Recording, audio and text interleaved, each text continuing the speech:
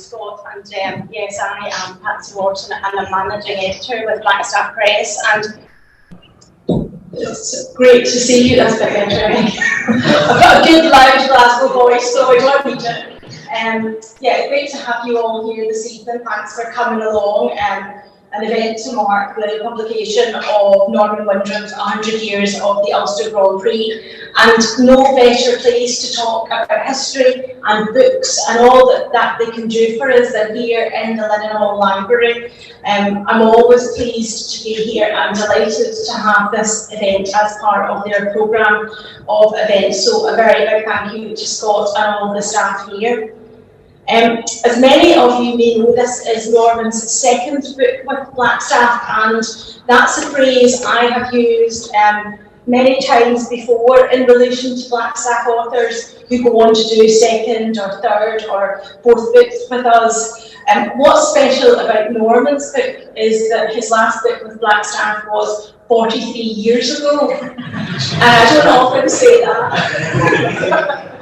And that was in 1979, and to celebrate the 50th running of the Ulster Grand Prix. So it's a huge pleasure to be publishing this book 43 years later on the centenary of the Ulster Grand Prix. And you know, people often say to me about Blackstaff Press, we've been going 50 years, and people often say to me about the list changing and different books. And I say, look, here we are, 43 years later, still with Norman Windrum and still talking about the Ulster Grand Prix. So, you know, as I say, it was a real kind of pleasure to have that happen. And the book is a huge achievement for Norman, and I'm delighted that Blackstaff is publishing it. I'm not going to say too much about it because Norman is going to tell you all about it. Aided and abetted by Stephen Davison, who is no stranger to the Ulster Grand Prix or the road racing scene himself. So before I pass you on to them, I'm just going to congratulate Norman on a terrific book, and just to say how important I think it is. The Ulster Grand Prix is a huge part of has been a huge part of the life of Northern Ireland, a huge part of the sporting life, and this book is a great read, and it is full of photographs and information about the riders and the race, as well as kind of comprehensive list of stats of lap records, lap record holders, and you'll see, if you've seen the book, you know, it's got some of the front covers from the programmes, and Norman has a brilliant collection of memorabilia, and you know, we just, you know, it's we are always indebted to people like Norman who collect things and preserve history, and yeah, that kind of care and attention and devotion that Norman has shown in preserving the history of the race since, you know, he first attended in 1947. But I'm full of admiration for him, and we're very grateful for the work that he's done. As I say, delighted that Stephen Davison is here talking to him tonight. Stephen's done so much to capture and record the sport, and he's the author of a string of best-selling books himself, Stephen. Joey Dunlop, King of the Roads, Beautiful Danger, Hard Roads. He's the recipient of a number of photographic awards, and he's been Northern Ireland Photographer of the Year, Northern Ireland Press Photographer of the Year, and he's also the joint owner of Pacemaker Press International. And if Stephen looks familiar to you, you might have seen him on the telly earlier this year, presenting a terrific documentary on the BBC, The Motorcycle Mavericks, about road racing and the passion for innovation and engineering that went hand in hand with that here in Northern Ireland. And if you haven't seen it, you can catch it on iPhone. So we've got a terrific event ahead of us, and I'll just let Stephen and Norman get underway. Thanks very much.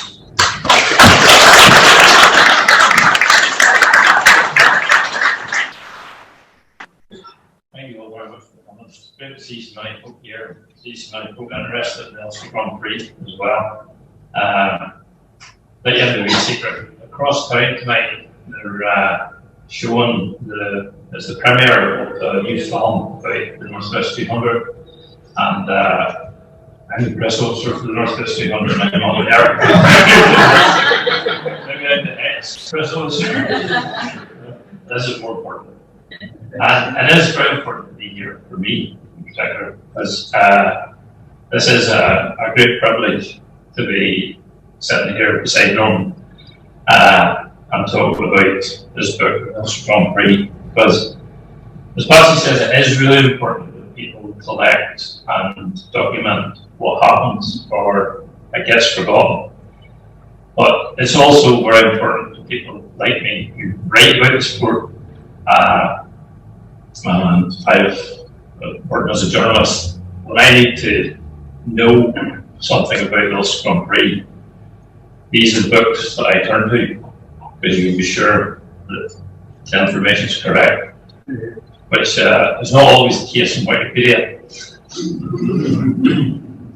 But I have relied on Norman for a long time, because this is the first edition of his book, and 43 years ago. And actually, at the side of you, there says this prize, and it's a school prize day book I got in 1979.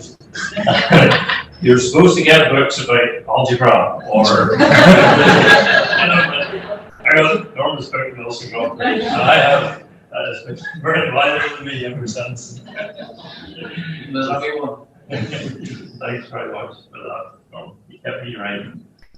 And Norman, you have brought out the new book, and it's to celebrate 100 years of the Ulster Grand Prix, even though there was no centenary race. But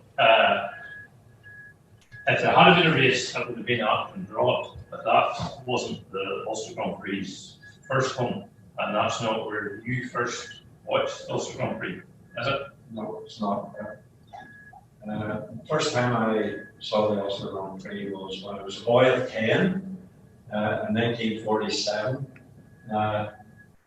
It was an exciting time to be 10 years of age, because just after the war ended, all I could hear grown-ups talking about was things getting back to normal. And that didn't have any relevance to me, because I had no knowledge of what normal had been.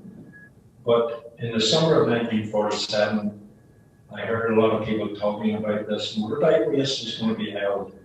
And I lived in a side street just off the main road where the traffic went up out of Belfast if you were going to Clary.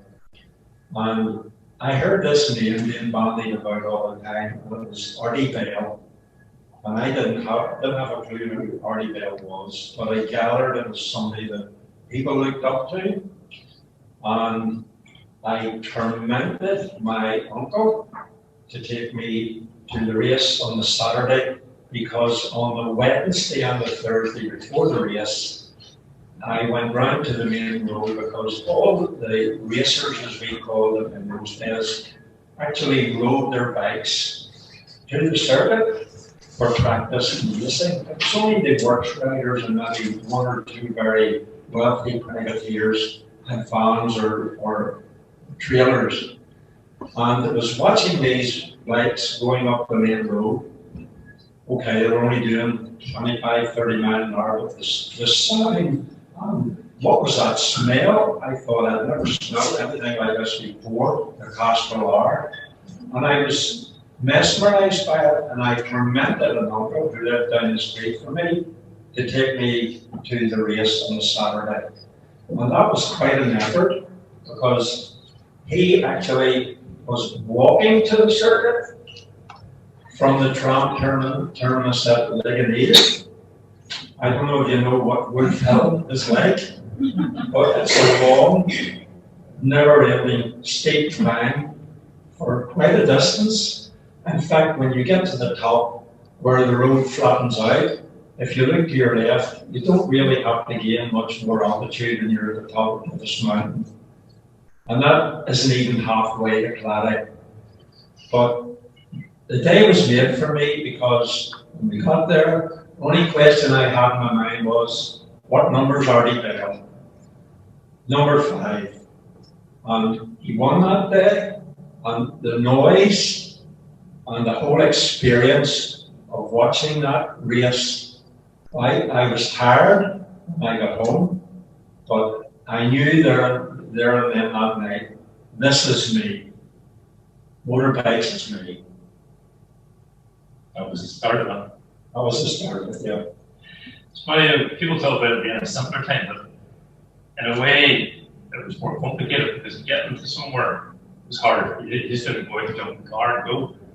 At the centenary celebration that was in the Ulster Grand Prix paddock this year, I was talking to, I only know his first name, Chris. He's a flag marshal, he's a good friend of Harry Hamlin's.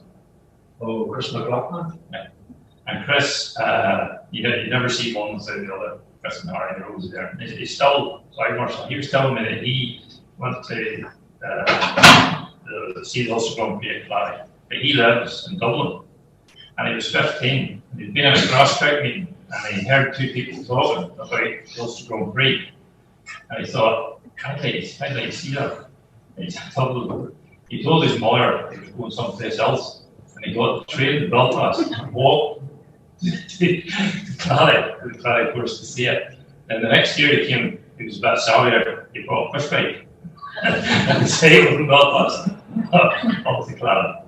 So that wasn't just as straightforward as getting into the morning, picking run up. So, have you ever been involved in the race organisation or involved in racing in any way yourself? Like racing? Have you ever raced? No, I never. I never actually even owned a motorbike, believe it or not. I have ridden one or two because the chap I worked with when I was young, he had a James, he had a Francis Hornet, and then he had a side-valve BSA, and once or twice he let me ride it. Shouldn't say this, I didn't have any license, I'm sure.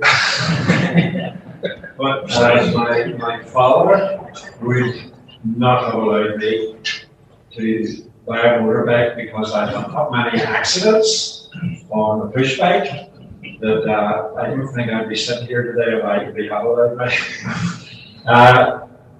The only way I was involved with any sort of organising, wasn't really organising the races.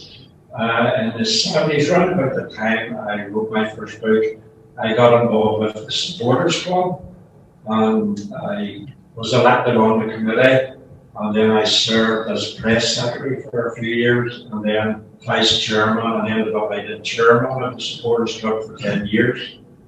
So that was my only involvement really in any sense with organising.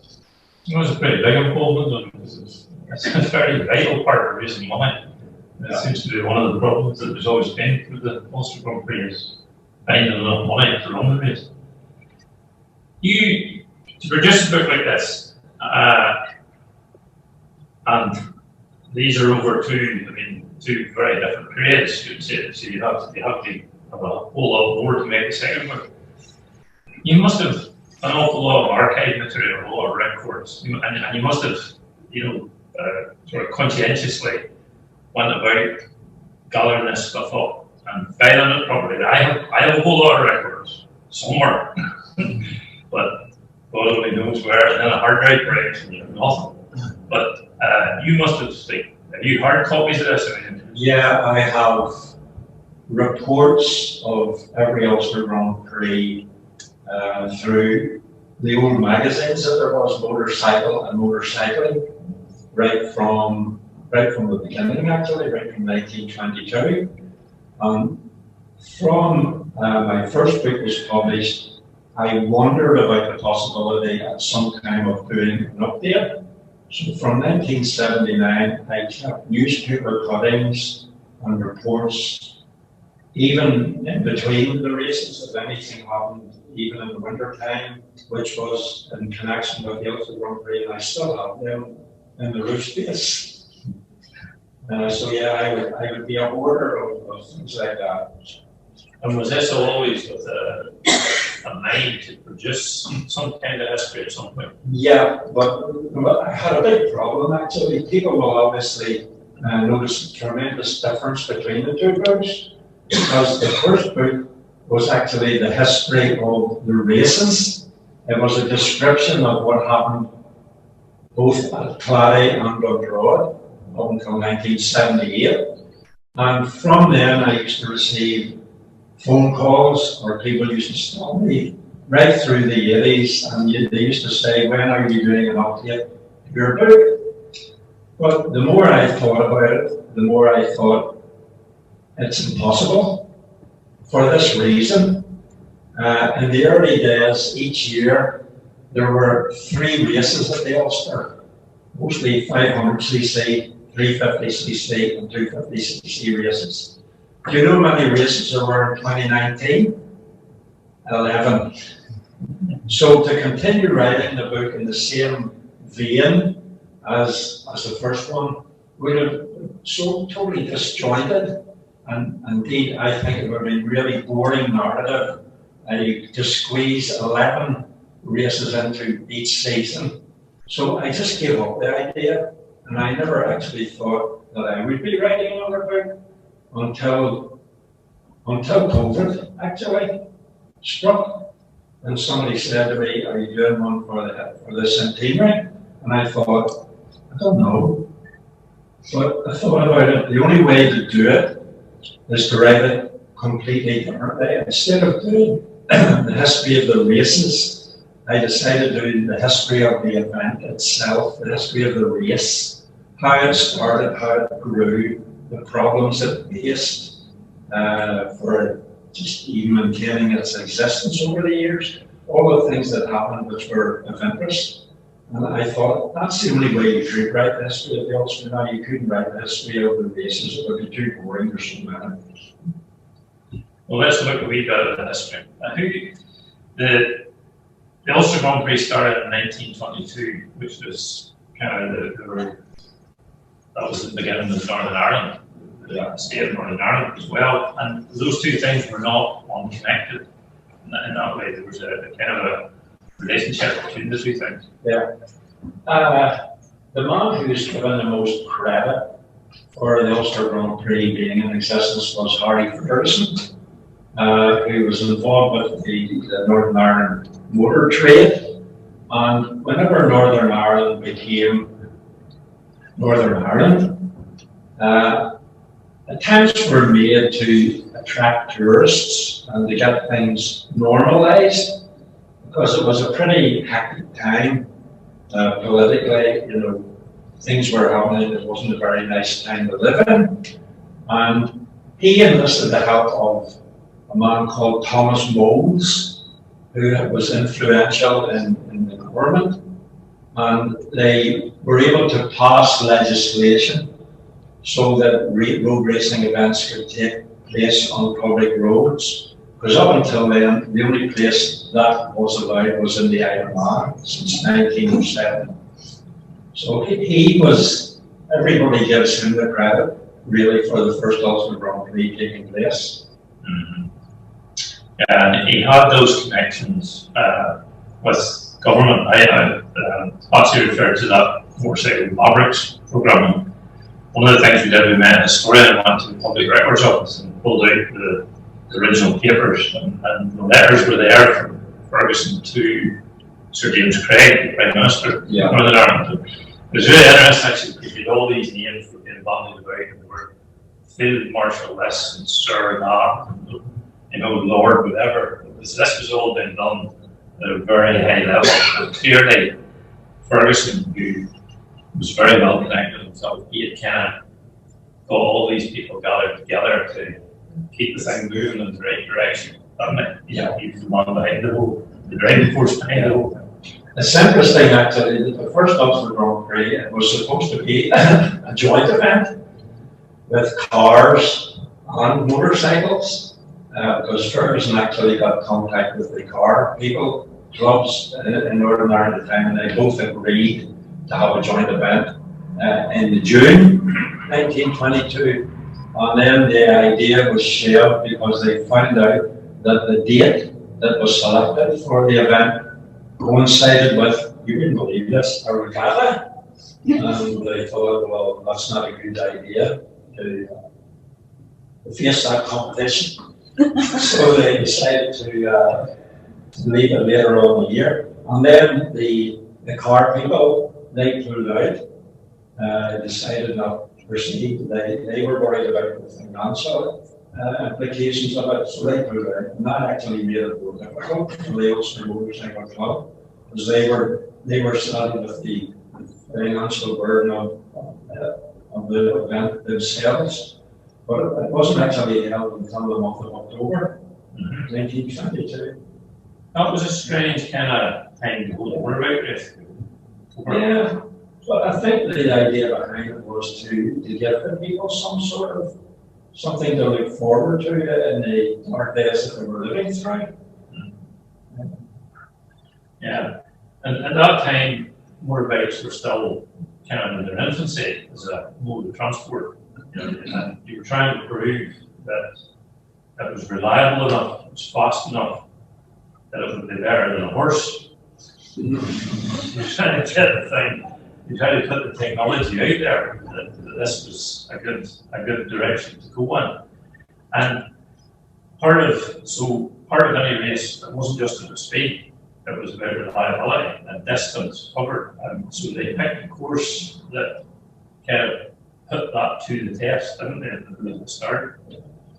Yeah, the original Claddagh course. The first race actually was a bit of a strange affair, and it was a handicap event. Races now are just whoever's the fastest person wins the race. But at the beginning, what they did was they looked at all the people who entered the race and they worked out what they would be capable of. And the people that they thought were the slow riders, they give them an allowance, a time allowance. And at the end of the day, the people who actually won the race wasn't necessarily the person who was the fastest overall. So that happened in the beginning.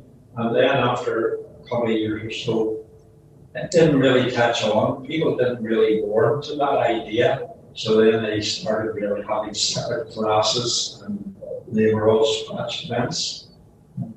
And so scratch event is just like, they all start at the same time, and then the first class of the charity flag is the winner. Yeah. And that's handicap thing, you got a head start. Is that the idea? Yeah, no, they all started at the same time, but they were actually given credit, they were credited with the time allowance, yeah. I got an extra half hour. And the Claddagh course that they chose, how long was that? It was 22.5 miles long. Yeah. And 7 miles straight, which is still there. 7 miles dead straight. Yeah.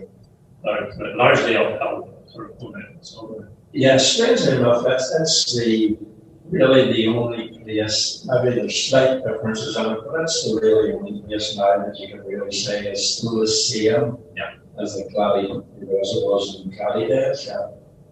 7, it's incredible, like 7 straight miles. I think it's speed and kind of beats them in reliability in terms of how you sitting there listening to that really noise, like and listening to one day like see Scullen or be up the road. And there was a different start place. They started and then they changed. They started one day, and then they changed the start a few years later. Yeah, the first 3 years, the starting place was actually near Lowland School, which is sort of like halfway on the 7 mile straight. But then they moved it later on to after you went around about a mile west of Claddagh Corner. After they came around Claddagh Corner, they had to go about a mile on the road that now goes towards Lutz Corner. They moved the start and finish to there, and that's where they remain. Even in the post-war, Claddagh course was still there. Carnaglis, was it? Did they call it Carnaglis? I mean, roughly you could follow a lot of the course, kind of where it was in the roads. It's been changed with the Claddagh Corner and all that. It's still kind of there, isn't it? You can actually see the tarmac of Claddagh Corner if you come off the 7 mile straight and just go left and then right again into another road. And if you look on a field on your right hand side, you will see in one of the fields the tarmac of the old Valley Corner. Yeah. And if you go down to where the start would be, if you go from the top of the 7 Mile Street, yeah, towards the next corner, there's a lay-by on the right hand side. And that lay-by, the cat's eyes are still a few bits of the white line. And that's the old, that's the layout of the old road. It's kind of nice to be able to see those wee places that are like so famous. And there were huge crowds went to the first races. I mean, there was like 90,000, 100,000 people go. There was even a point when there was that many people. There was a bandstand collapsed and all the musicians fell through the whole thing. Yeah, that was a famous incident. It was actually when they were playing the national anthem that it collapsed just as they were about to start the race. And the story is that half the riders couldn't start their bikes for laughing. And there were huge race distances. You know, they had like 10 laps. We were 200. 15. The post-war Clary circuit, which was 16 and a half miles. The 500cc class had 15 laps. The 350s had to do 13, and the 250s had to do 12. So 15 laps was about 247 miles they had to cover. And the reason why they gave the different classes different number of laps to do was so that they would, as near as possible, finish at the same time. Because that was a problem in the early days. Whenever the classes all had to do the same distances. The 500cc classes finished maybe half an hour before the 250s, and the spectators, whenever the 500 finished, just started walking on the roads home when the race was still going on. So that was their way of countering that problem. They changed the distance that the smaller classes had to do. So that all the races started at the same time, they all Yeah, were all on track together. one track is out. The 500 started first, then 5 minutes later the 350s, and then about 5 minutes of 250s.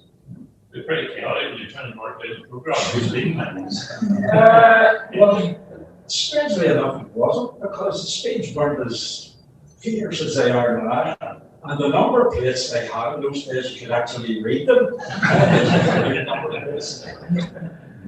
it somewhere that later on, much later on, the races ended up being only 150 miles long, and the people at the end of these bikes were useless pictures. They weren't driving at all. That was nothing. Yeah. The first race actually at Dundroad in 1953. Do you know how many laps the 500cc classes had to cover there?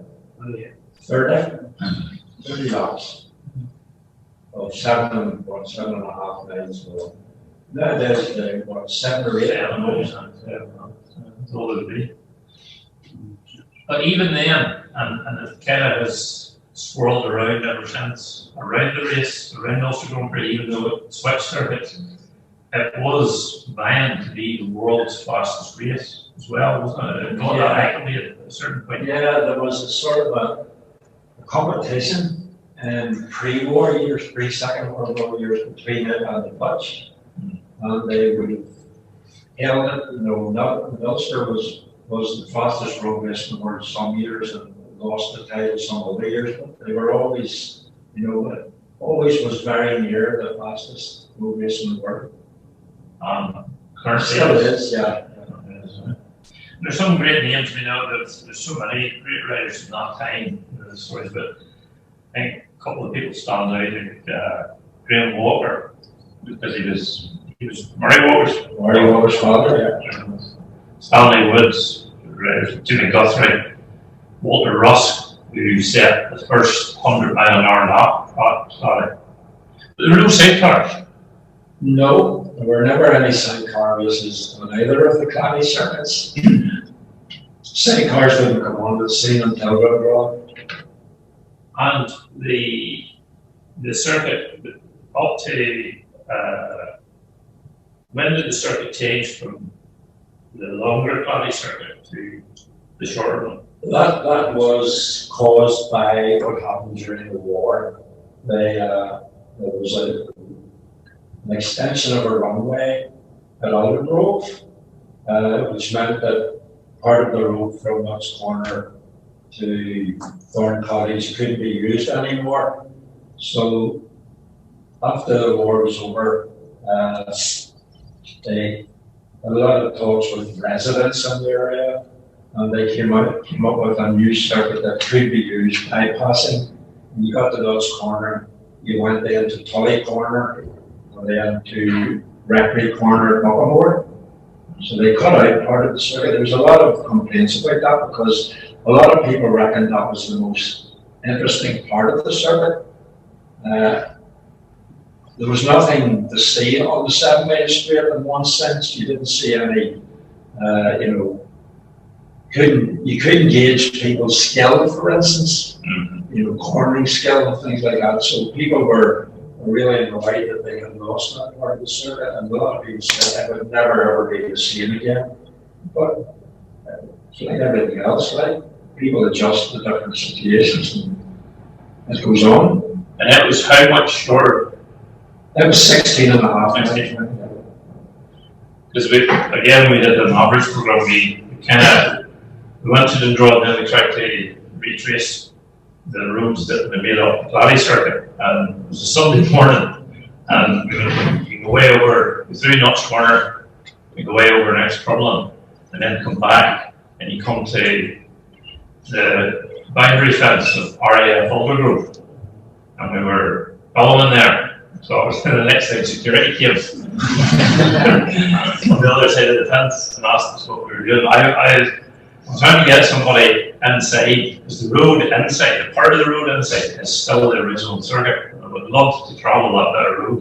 You can see it through the fence, but you can't do it. And apparently it came out roughly where the Low Stay car park is, right? And headed down the upper, and then headed over to Muckamore that way. The original circuit, as you said, from wiped out during the war that made the runway. It's just nice to kind of try and figure all that out sometimes. In 1935, it was called, the Ulster Grand Prix was called the Grand Prix of Europe. What did that mean? The FIM, who are the body that runs motorcycle sport, or before the war it was called the FICM. What they did was every year, right throughout the 30s, in fact until just after the war, they designated one of the important road races, one of the Grand Prix, and they selected one and they gave it the title Grand Prix of Europe. It could have been the Belgian, it could have been the Italian or the French, but in 1935 they recognized that the Ulster Grand Prix had become such an important event that they gave it the honor and they conferred on it the title Grand Prix of Europe. So that's what that was. In fact, it also got that title in 1948, which was the last year any race got the title, because in 1949 the FIM instituted the World Championships for road racing, so there was no need then to give the Grand Prix a title. I mean, it got this really big international status pretty quickly, didn't it? It was one of the world's great road races, and it was a road race, always pure road race on the normal roads they all drive on, and then just shut for the day. It was dangerous enough. In 1934, there was a 14-rider title at Ballyhell, so it was always a dodgy. It was always a dangerous sport, wasn't it? Yeah, that happened on the first lap of the 500cc race, and strangely enough, nobody was seriously injured in it. Everybody got away pretty well unscathed, which was remarkable. You can imagine what would happen if there was a pileup at Rushy Hill in the first lap of the Ulster Grand Prix. Doesn't bear thinking about, Steve. You're watching, you see a photograph in there at that crossroads, the first crossroads when you come down and still trying to go. I just take pictures. A long lens, the bike is still a fair bit away. Just take the photograph and I just lie flat and hold the pen up to the blue. And the other thing that it's quite interesting as to read about the first years of the Ulster Grand Prix. So many other things, the speed, the fact that it was the world's fastest road race, the dangers, all the ins and outs were, but also a struggle for money, difficulties. There was always, right from the beginning, the same things that kind of stayed with the race all the way through. I mean, in 1939, just as the race was run just before World War broke out, the profit was 70 shillings and 8pence. That wasn't in a great financial footing ever going forward. It was always a struggle. No, it was always a struggle. I mean, that was the year in which the people who were at the time were organising the event decided early on in 1939 that they weren't actually going to run it. And it was just some members of the club got together and managed to, by crew, kept the money and decided at the last minute to hold the race. And it went ahead, as you say, they just managed to balance the books. But, I mean, it always seems to have had a financial struggle right through. I mean, there were certain years that it looked as if it wasn't going to be held. Another one was 1963. That was the year that probably wouldn't have been held if it hadn't been for the birth of the Ulster Grand Prix Supporters Club. And even after the year 2000, there were years that it was shaky ground. The year that it was washed out in 2008 because of the weather, the Dundrod Club had terrible difficulty making a decision where they would hold it next year or not, and they went ahead. But it always has been an event that has been, a difficulty balancing the books. And a lot of the issues, the nitty-gritty of the issues are kind of things that they still ring true today. In 1963, the crisis was precipitated by the Tourist Board of Northern Ireland hollowed out with the funding. When was the last time you heard that? Or in 64, just a year later, the MCA Ulster Centre was locked in a legal battle with the road racing club, and that meant that a whole lot of the riders wouldn't have a licence. And so it looked again, but the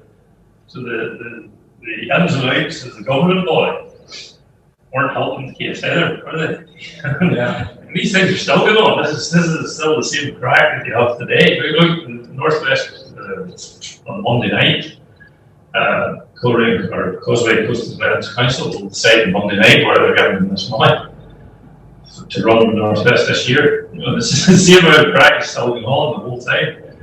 It's really, you just wonder why sometimes, why it is that, why it has to be that difficult. Yeah. But you'd have seen that covering all this, recording all this. You'd have seen plenty of instances of this. Yeah, I mean, when I was involved with the Supporters Club, especially in the days when Ulster Centre promotions were running the race, it was a real struggle every year. I mean, the Supporters Club really were responsible some of the years for the race going ahead because they contributed. Whenever the organisers got sponsorship from companies, they thought it was great, but some of them weren't even getting a quarter of the money that the Supporters Club were getting to the event. We really held it together. There was one incident that I read about, I'm sure some of you heard tell about it. I thought it was a very sad, very tragic thing. In 1951, involving 3 Italian riders in one of Gussie's that came. It highlights the dangers, but also, the way racing was then. They were practicing on open roads. Yeah. And the 3 of them kind of got muddled up. Yeah, there were 3 Italian riders on the Gutsy team. There was Santi Giuliani. I couldn't say that. I'm glad you said that. I couldn't figure it out. What happened was the 3 of them were riding together in close company, and when they arrived at the start and finish area, two of them stopped, and one of them went on towards Ballyhill. And there must have been no communication between them. The one who went on mustn't have realised that his mates were stopping. But when he got around Ballyhill, he realised he was on his own. So he stopped and turned and came back again the opposite way on the circuit. Meanwhile, his two mates had started up again to catch up on him. And Lawrence Addy, Enrico Lawrence Addy was the other one. He escaped, but Leone and Jim and Addy collided head on and both were killed.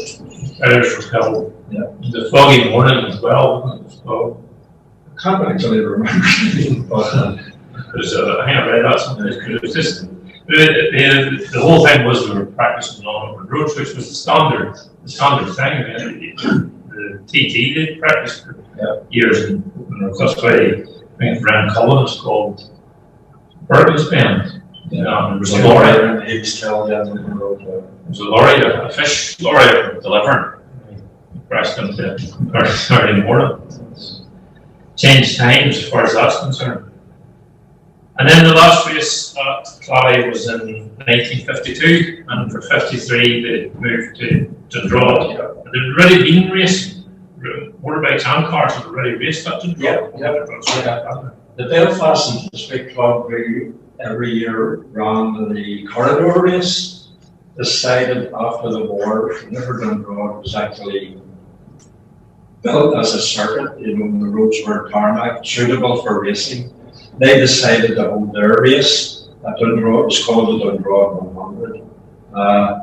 And then the car people, they held two events. They held the Ulster Trophy race, which was a race really for Formula 1 cars. And they also held the Tourist Trophy race, which was a race that used to be held on the art circuit before the war. It was for sports cars, the same sort of cars that raced in Le Mans. They held it at Dundrod too, up until 1955. And there was a really bad crash. In 55 there was a lot of crashes. Yeah, 55 was a bad year. 55 was a terrible year for Le Mans. Yeah. When was nearly 90 spectators or something killed. And it was also the year that there was a bad crash at the Deers Peak. And that spelled the end of car racing at Dundrod. Yeah, I remember my uncle told me he was at the race and he was only a child and the cars were on fire and they were so scared they just ran across the fields, get away from it and just kept running. It was just horrendous. In 1954, the year after, they ran the race in June.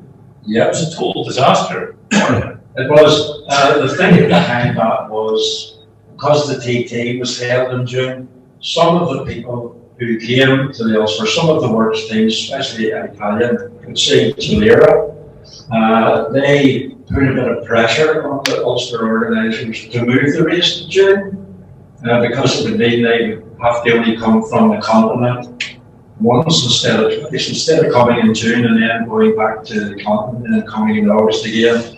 It would be a good idea to hold it in June. And the Ulster motorcycle thought, yeah, that's a good idea. The weather's better in June anyway. And it turned out the weather was terrible because that year they had racing on Thursday and Saturday. And they actually held the 500cc race on the Thursday. And I never forget, I was standing at Tornagraff and you couldn't see Wheeler's Corner from Tornagraff for the mist. And I remember the first lap, Ray Alm coming round, and he didn't even have his goggles on. He had his goggles on his helmet, and went round Tornagraff with his foot on the ground like a speedway rider. And he was absolutely mental in the way. First lap, he must have been 30 seconds in front of everybody else. But that was a disaster, that, holding it in June. I think you'd have thought that going to June might have Yeah. terrible all work against them. Never have watched that. But the fact that it was a World Championship race, it was a Grand Prix status, that meant that through the 50s, into the 60s, the best riders in the world were coming to Dundroyd. You saw the greatest names, the Hillwoods, the Agostini's, the Reeds, Ivies. I mean, it must have been, when I was growing up, that's what I was always hearing the stories about, was those races. I didn't, my first race I think was 74 at Colinchie. We're a youngster. And but you know, you had a complete diet of these from Melville's and every grandfather and all the rest of it, hearing about all these great names racing at Dundroyd. The very idea that Agostini was racing around Dundroyd, you know, there's a real buzz about that. Yeah, I mean, whenever I tell people like that, they think, you know, that's just, nostalgia is not like what it used to be. But really they were fantastic days. I mean, not only the riders, but the bikes as well. I mean, you had single cylinder machines, you had twin cylinder machines, you had four cylinder machines, you had six cylinder machines. The noise of the bikes were all different. The classes were all different. There's a sort of a sameness now about the races. I don't know if you agree with that, but I mean, when you're watching a super stock, super bike, super sport race, they all sort of you think you're looking at a repeats of the same races nearly. Yeah, absolutely. Who was your favourite rider? Oh, I have lots of riders. People ask me all the time, who was the best rider you saw? And I think that's an impossible question to answer because situation and then the circumstances were so different. I would rather say I could name about maybe half a dozen riders that I would consider to have been the greatest in different eras. Yeah. The first one I remember, who was, I wouldn't say he was a hero, but I thought he was the best rider and was really fantastic, was Jeff Duke in the 50s. And then after him, there would have been John Surtees. And then after him, there would have been the two you mentioned there, Hillwood Agostini. And then there was somebody called Joey Dunlop or something. Yeah, there was also another guy who I always thought was a fantastic rider. And the thing about it was, he never ever rode big bikes. He only ever raced 250s and 125s, and that was Carlo Mubiali. He was a fantastic, outstanding rider, you know, head and shoulders above anybody else who rode those small capacity bikes. To me, they were the greats. I mean, there are other ones like almost as good, you know, probably other people with other ideas, but to me, they were the stars, the real stars. The Dundroyd circuit, I mean, you can go to Dundroyd, by and large, hasn't changed that much. And then the one place that has, for sure, is Leithamstown Bridge, which used to go through.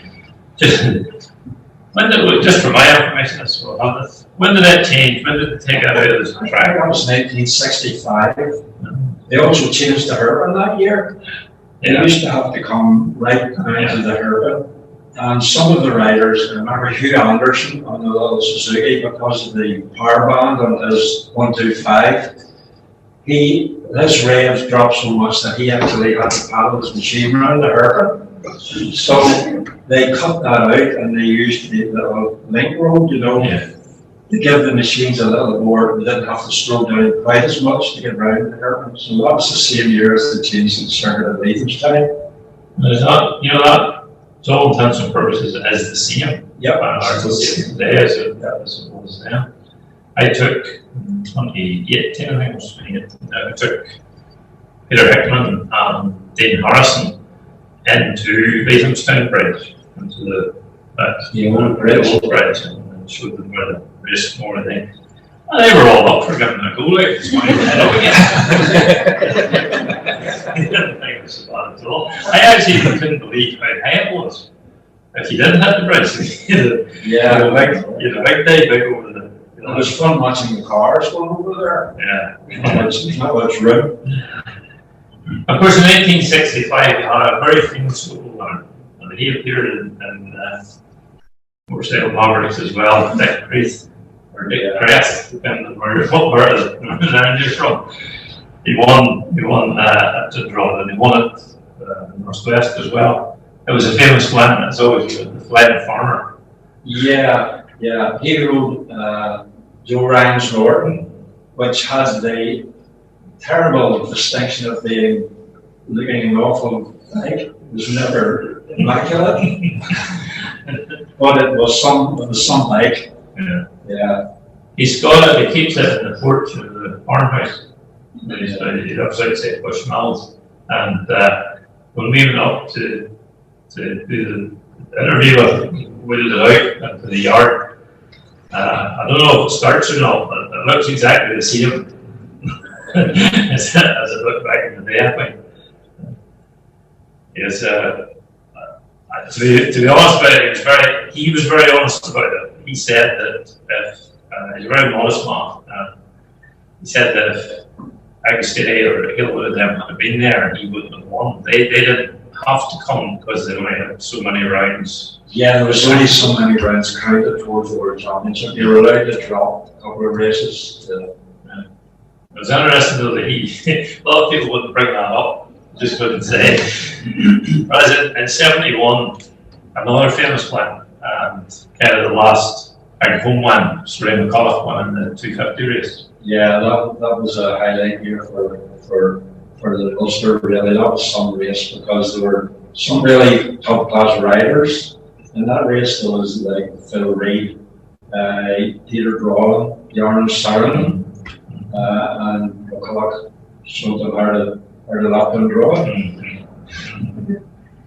And if I'm ever asked, the late great Billy Reid was photographed in my book, Beautiful Danger. And so Ray McCulloch went around Turnagraph and draw. He's got a wee skinny rim tyre, the tyre about that size, the front tyre. But he hasn't his knee out or anything, he's just sitting on the bike and he's so far over that his toes are on the ground. I think personally it's the greatest road racing photograph ever taken. Probably sadly it's possible. That was a photograph, that? I remember asking Ray one time, was it sliding? Because he's over so far. And he just got me that. He says, if you were sliding on it, you were crashing.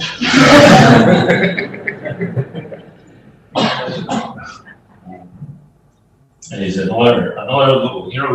But in a way, whenever the race, at the beginning of the 70s, the race, because of the troubles and all the rest, the race lost its World Championship status. And that gave local riders a real chance to shine. People like Tom Hearn enjoyed it a lot. The draw became their stage, really. Yeah, because it lost its World Championship status, then the top riders didn't have the need to come to Dundalk. Plus, the fact that later on in the 70s, there was a movement from a lot of the top riders to have all road races removed from the World Championship altogether because of the danger of road racing. So for that reason, that in some instances it meant that the entry wasn't as good, but on the other hand, it meant for closer racing, and it was still as interesting. The people who come here, I mean, John Williams and Tony Rudder and people like that, they're still top class riders. It was, that was the era I kind of grew up in, and I remember it being fiercely competitive, really close together. And then they brought in the TT Formula Championship, and that allowed Brian Reid and Joey Dunlop to win more titles. Yeah. That, in a sense, saved the Ulster whenever World Championship racing. The old type World Championship racing disappeared from Dundalk. The TT Formula 1 World Championship Series was a lifeline, actually, because it was, it gave a lot of other riders who become involved in it. It helped sustain the Ulster through a difficult period. The 70s was a terrible decade for Northern Ireland for obvious reasons because of the troubles. it was good that happened. Otherwise, it might have disappeared altogether. And that race in 1980 when Joey won on the Suzuki, it was it was a real moment. It was kind of a breakthrough time. Yeah. Yeah.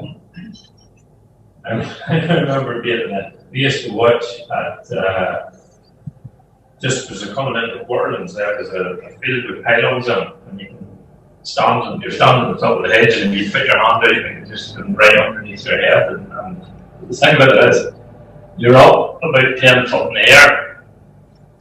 And we were so excited that Joey had won. And it cheered. And we almost forgot that he was 10 foot in the air. And it was like, so I turned around and I said, you know the Tom and Jerry cartoon would step off and then the legs go around and then the bags down into the shop. Everybody wondered what happened. It was such an incredible thing. And from then we had somebody, we had grew up in the diaspora of this system, hearing about these great rides. And now we had one of them ourselves, our own, because we lost Tom Hearn. He was very much the local hero. Yeah.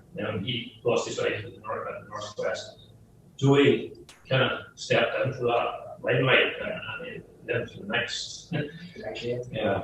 He was there the whole time. Yeah. And the draw was his stage, and he turned up in the won more races than anybody else. Okay, he had more chances to win races because there were more races.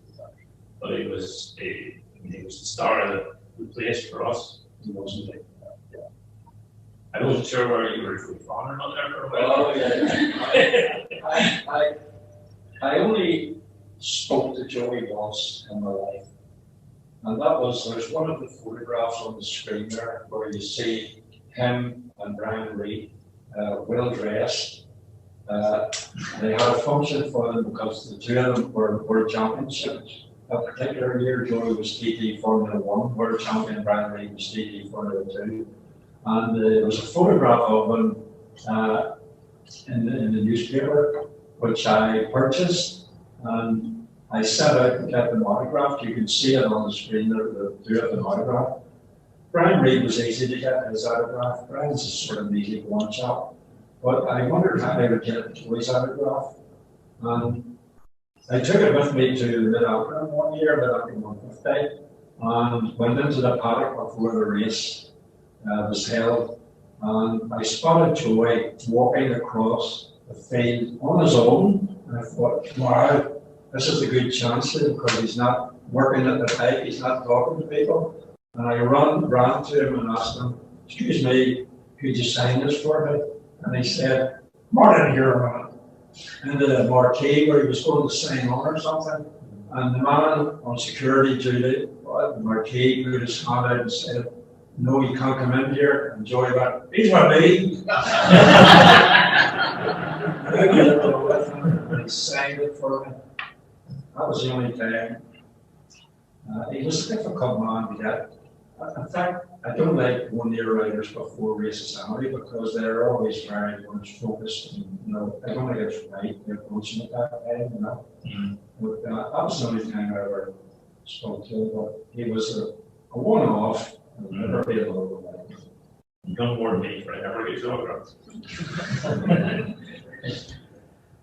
In a way, there was an incident at the beginning of the 80s. Virginia Ferrari, who was racing against Joey in the Formula 1 championship, and it kind of went down as folklore, but it also, I think, highlighted how different things were here and abroad and in Ireland. And Ferrari came and did a couple of turtle laps in practice and saw the barbed wire and the fences and stuff, and went back home definitely, never raced. And that was kind of it's sort of a watershed there, isn't there? Yeah, that was a very unfortunate year. And in fact, in a sense, his remarks almost came to be true the day of the race. Yeah, so it was 87, wasn't it? Yeah, 1987. Ferrari was well up in the points in the TT Formula 1 World Championship. He came to them draw, as you say, he did a few turn laps, decided, oh, this is far too dangerous, there's usually racing here. He packed his bags and went home. And unfortunately, really, really bad weather on the Saturday, Klaus Klein was killed. And you know, everybody said, Virginia Ferrari told you so, you know. The thing there is that we also celebrate great history. A lot of people lost their lives or been injured, and rather than that should never be forgotten or played down in a way. I think that always has to be recognised and tribute paid to the riders. That's paid the ultimate price. You know, you've had some very unfortunate incidents like the last sidecar race in '97. The wee boy was killed at the start, and 9 kilo with the sidecar had him. So it's, you know, those things can never. I always think you have to meet those things head on in progression, because everybody has to know what the score is. That's getting on the bike, and so we all have to recognise that that's how things can turn out as well. So we can't just gloss over it. But there have been so many great days at the Rugby Hall, enjoyed some great days of racing. What for you? What would be the one really special memory that you have? Am I allowed to? Or you can do it. What did that is? You've done both. You would have the first one actually was 1960. I did something that year that I never ever thought I would do. I bought a ticket to the grandstand. And the 500cc race that year was an unbelievable race. Everybody assumed that John Surtees on the MV would walk the race because he was on a works bike. He was the only works rider, in fact, that year. And I think it was a 20-lap race. But at the end of the first lap, I was sitting in the grandstand, and Surtees came flying past the start and finish line with at least a 15-second lead over Bob McIntyre, Mike Halewood, and John Hartwell, all the Nortons. And I'm going, oh, this is going to be a boring race. Second lap, in the view, McIntyre, Hartwell, Halewood, where's Surtees? Surtees then appeared going slow into the pits. And we assumed he got off his bike and we went, Surtees out. And we were waiting at the end of the third lap for the leaders to come around. And sitting in the grandstand, I heard this noise, my bike starting up, and it was Surtees getting going again. There was nothing actually mechanically wrong with his bike. He had broken his gear lever, and they had fixed it, but he had lost 3.5 minutes and started up again.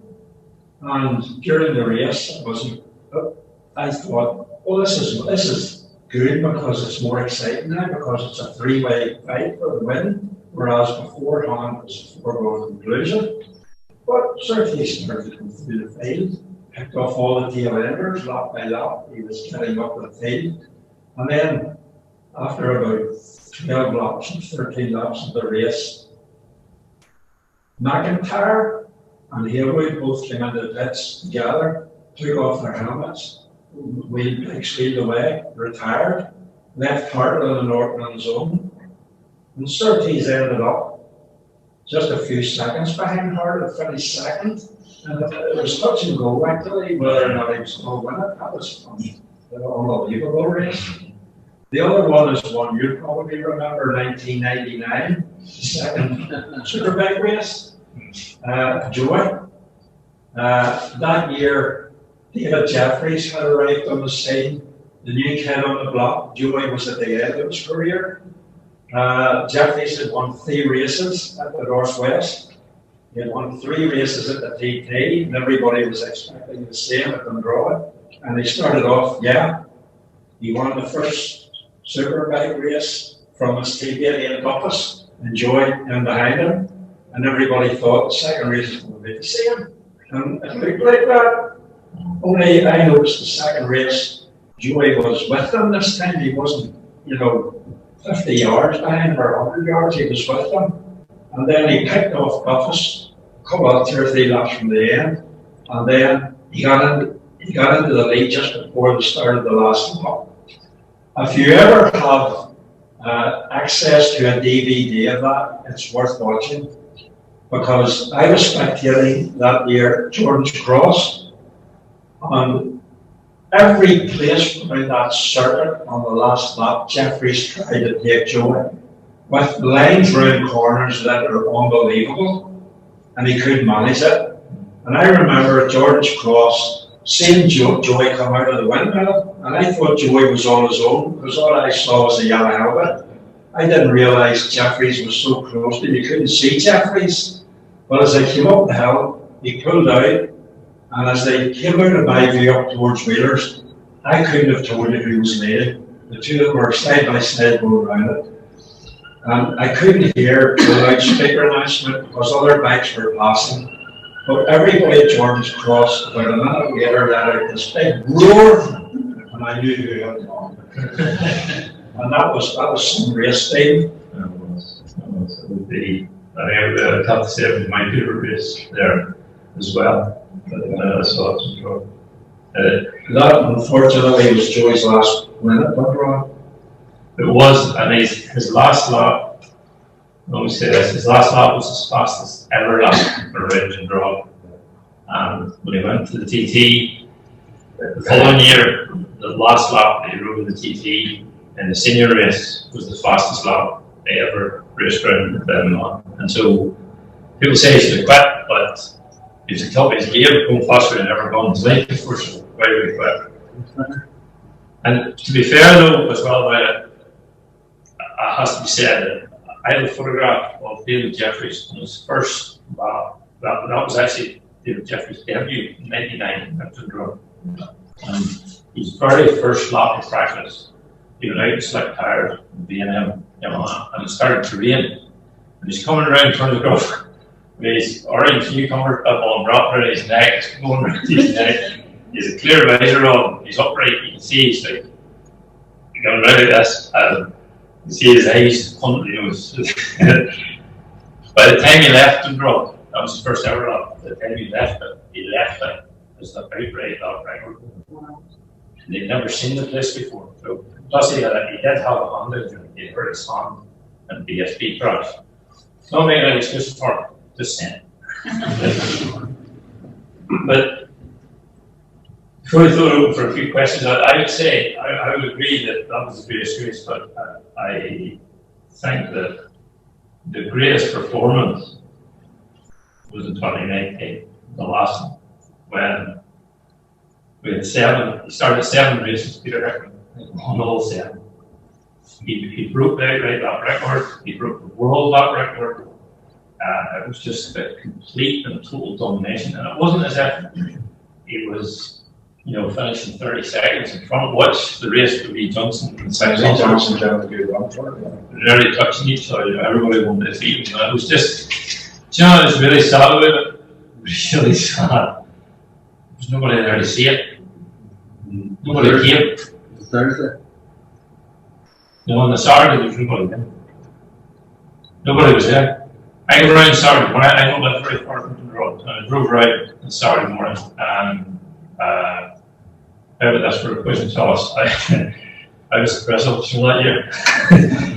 And there'd been so much talk about the weather. I drove around the circuit in the morning, and there was nobody there. And I went up. The first race, the start race, I went up. I had a wee scooter that I go up and down the side of the circuit. I went up to Smith's yard, Smith's Bench, Corey Ben, and there was 2 elderly gentlemen. That was all there was standing in the field. These 2 young boys. And I was taking pictures, I was listening to them talk, and they had been at Claddagh. They had watched Ulster Grand Prix at Claddagh. And in the field across the road, which is normally like full of people, just to see people, there was 2 boys standing. 2 boys standing with the road was. And I said to the 2 outlaws, I said, "Did you ever see anything like that before?" And they just shook their head, and never saw a crowd. There was nobody there to see the damn thing, And people could say what they like, complain all the things about the demise of the Ulster Grand Prix and all the rest of that. unless that and the other, but don't turn up. When somebody's putting in the greatest performance that there's ever been on the Irish road, and you don't turn up to see it, it is a cry of shame, and that's why we're talking about the history of the Ulster Grand Prix, and there is no Ulster Grand Prix. Hopefully that will change, and there's plans afoot to have it revived in 2023, but let's hope that does happen. I'm sure you've some questions to ask Norman. Don't be asking me anything, ask Norman, because I won't do it else. Can I ask Norman a question? Okay. I was going to go. You alluded earlier on to the simplicity of racing back in the day. You guys would just turn up and do the best that they could. Fast forward to the likes of the Ducati MotoGP team, it's all loads of money and you don't even know what's in underneath the car. Do you think the motorcycle racing over the last 100 years has changed too much? I still think, it can be as interesting.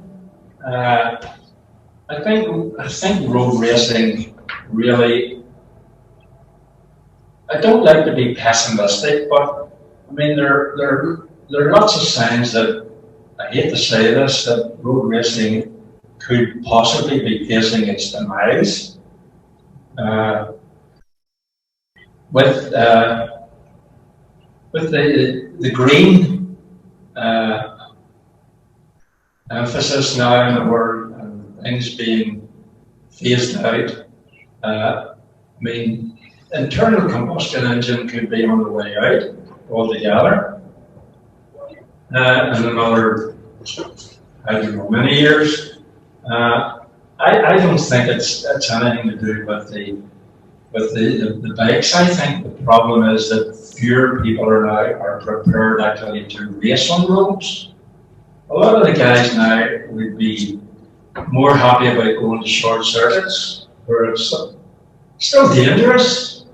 I mean, there's still the odd person get killed racing there too, but they seem to be shying away more from road racing. I think the grids that you see now, for instance, in the national races in Northern Ireland, are pretty poor in comparison with even 10 years ago.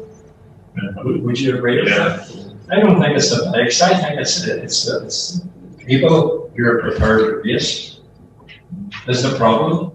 Yeah, the game is definitely at a particular low in terms of the number of people racing. But then, even again, these things are cyclical. When the Ulster Grand Prix started, the very first race was 75 entrants. Then 3 or 4 years, it was down to 40. So they were struggling to get folk to race the end as well. Yeah, well, that was in the early 30s. That was during the Depression years. UK. People couldn't afford to do anything in the 30s. It was really grim time for people. So sticking out. Yeah, very much like Anyone else?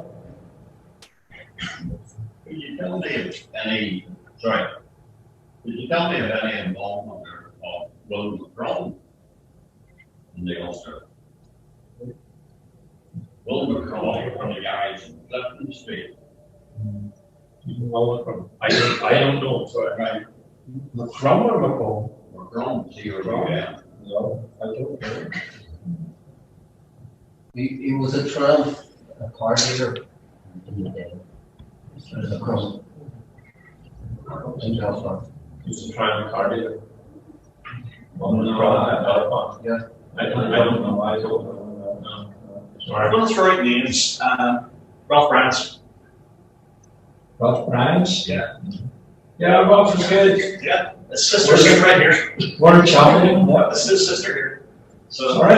this is his sister. Oh, right. Good to have you here.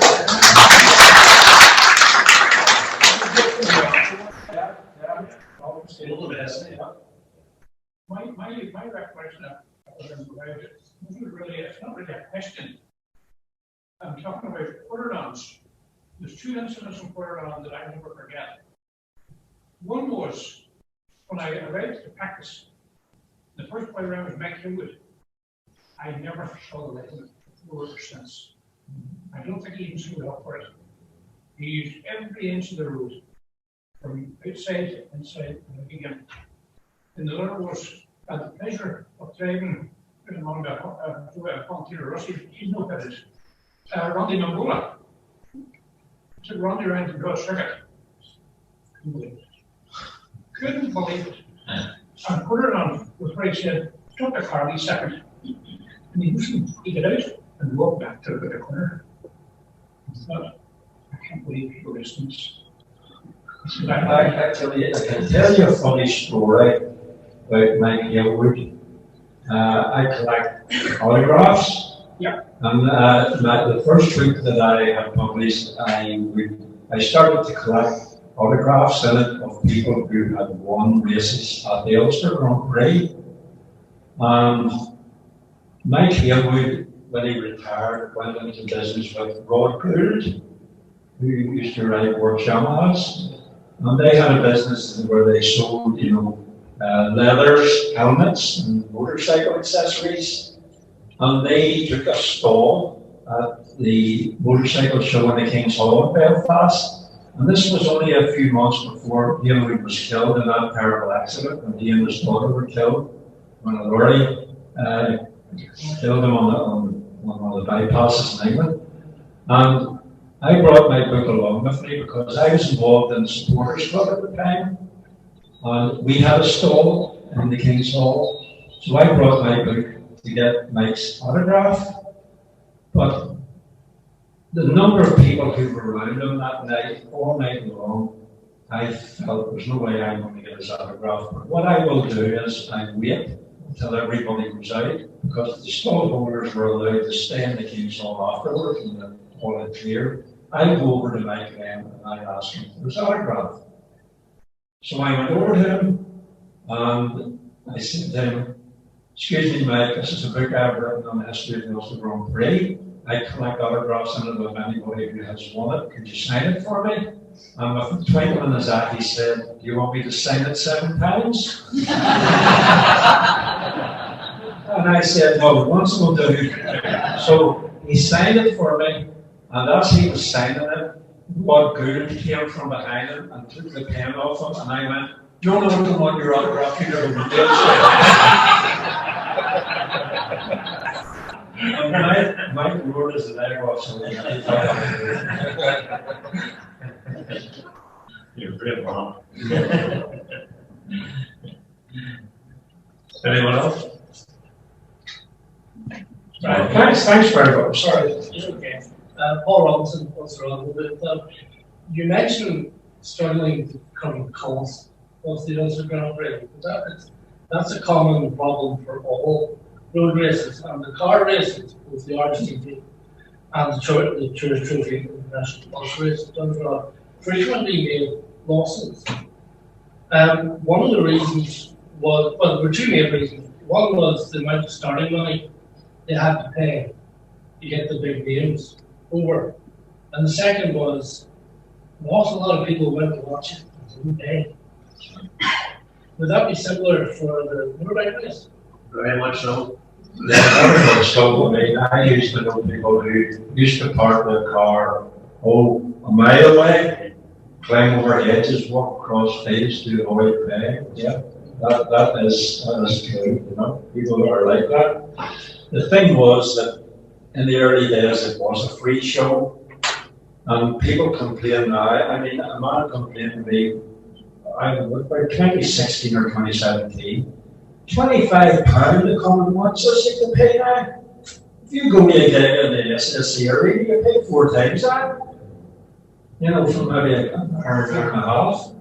Whereas you're a motorbike race all day, and people are complaining about paying £25. The only difference is you don't get wet.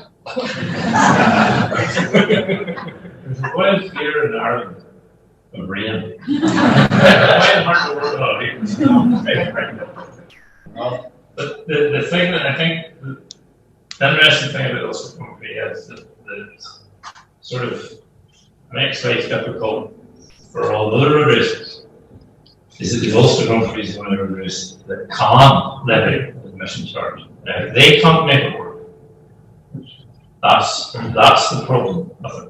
And, that opportunity is there. It's very hard to obviously enforce it, it costs a lot of money to enforce all the rest of the things. But at the end of the day, people don't have that enthusiasm and they don't turn up. It's not going to keep going, is it? You're going to lose something that is absolutely unique and has kept going for 100 years.